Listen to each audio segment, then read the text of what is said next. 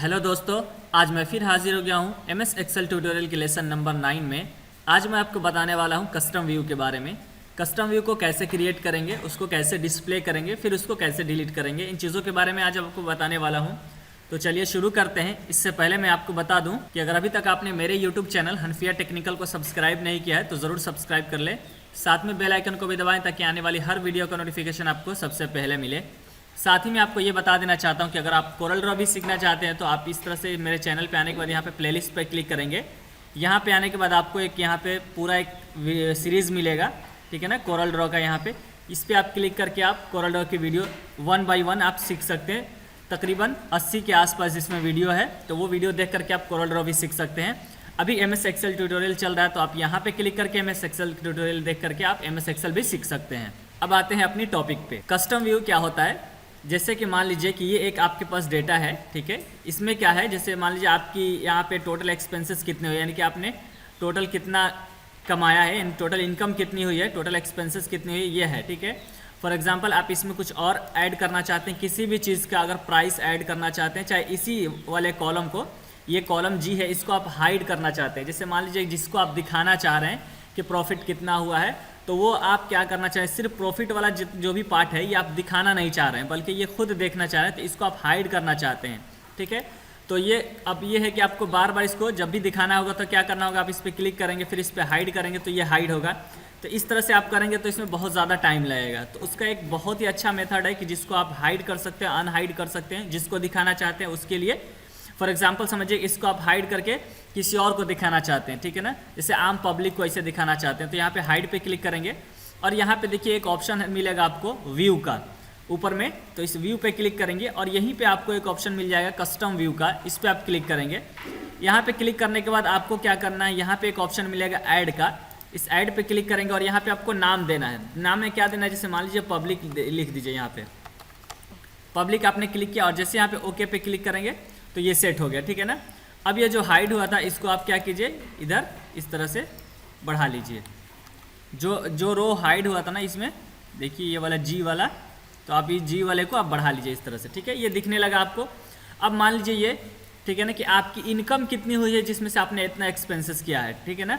तो आप इनकम ही हटाना चाह रहे हैं, ठीक है। तो आप इस वाले को क्या करेंगे, जैसे मान लीजिए आपने क्या किया था, पहले में पब्लिक को दिखाना था तो उसमें नेट इनकम यानी कितना आपको प्रॉफिट लॉस जो भी हो वो आप नहीं दिखाना चाहते थे, ठीक है। लेकिन किसी और को आप दिखाना चाहते हैं, मान लीजिए अपने मैनेजर को, जिसमें आप टोटल इनकम भी नहीं दिखाना चाहते हैं। इसमें डेटा कुछ और भी हो सकता है, ऐसा नहीं, क्योंकि ये डेटा नहीं हो सकता है इस तरह से। मैं आपके इन्फॉर्मेशन के लिए इस तरह से बता रहा हूँ, ठीक है।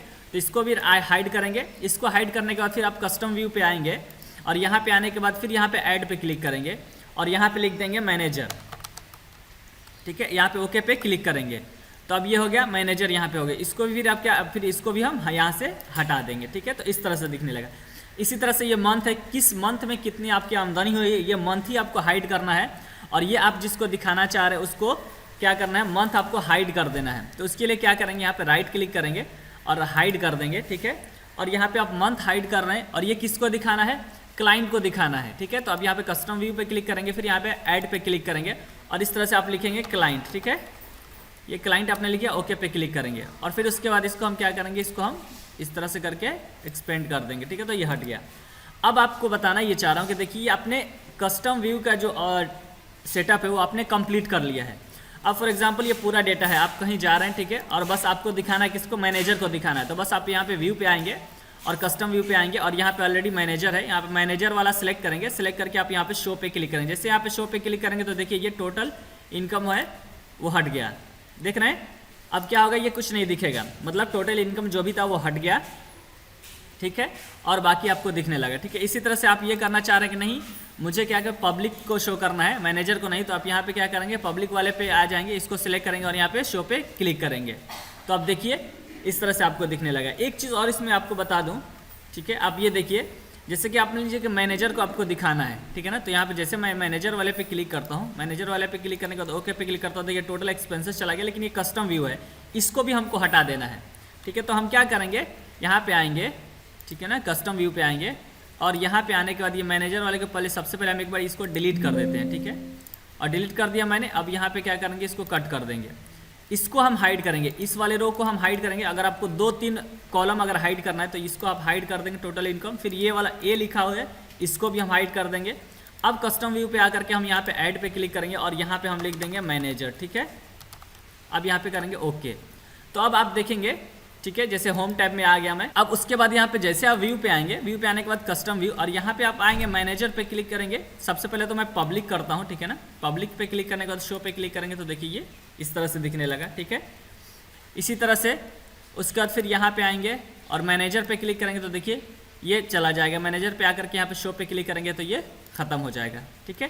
तो इस तरह से आप खुद से अपना कस्टम क्रिएट कर सकते हैं, ठीक है। और जब आप शुरू में जब इसको कस्टम व्यू तैयार करेंगे तो सबसे पहले आप क्या करेंगे, एक खुद का एक इसका कस्टम व्यू आप तैयार कर लेंगे। जैसे ये पूरा चीज़ आपको दिखाई दे रहा है, इसमें आएंगे कस्टम व्यू पे और एक अपने नाम से यहाँ पे बस माई सेल्फ लिख लीजिए।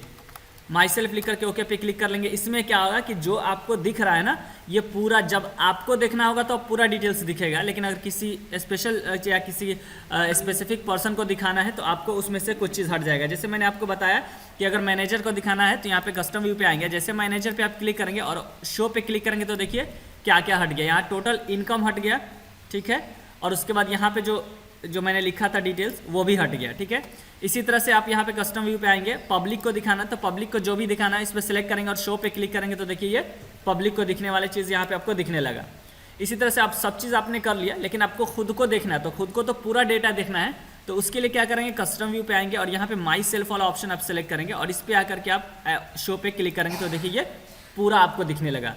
तो ये होता है कस्टम व्यू। इसमें आप खुद से क्रिएट कर सकते हैं, डिस्प्ले कर सकते हैं और फिर डिलीट कर सकते हैं। डिलीट क्या किस तरह से करेंगे, अगर आपको डिलीट करना है तो डिलीट करने के लिए क्या करना है, सबसे पहले यहाँ पे कस्टम व्यू पे आएंगे। यहाँ पे आने के बाद आप जो भी डिलीट करना चाहते हैं वो डिलीट कर सकते हैं। जैसे ये क्लाइंट है, क्लाइंट को डिलीट करना है, इस पर सिलेक्ट करेंगे। इसको सिलेक्ट करने के बाद यहाँ पे डिलीट वाले ऑप्शन पे क्लिक करेंगे और यहाँ पे यस पे क्लिक करेंगे, डिलीट हो जाएगा। इसी तरह से अगर आप पब्लिक वाला डिलीट करना चाहते हैं तो पब्लिक वाला सिलेक्ट करेंगे और उसके बाद यहाँ पे डिलीट वाले ऑप्शन पे क्लिक करेंगे और फिर यहाँ पे यस पे क्लिक करेंगे तो ये भी डिलीट हो जाएगा। इसी तरह से आप मैनेजर वाला सिलेक्ट करेंगे और डिलीट बटन प्रेस करेंगे, इस तरह से ये डिलीट हो जाए। तो जो भी आप डिलीट करना चाहते हैं उस तरह से आप आकर के यहाँ पे पूरा डिलीट भी कर सकते हैं और फिर से ऐड भी कर सकते हैं, ठीक है।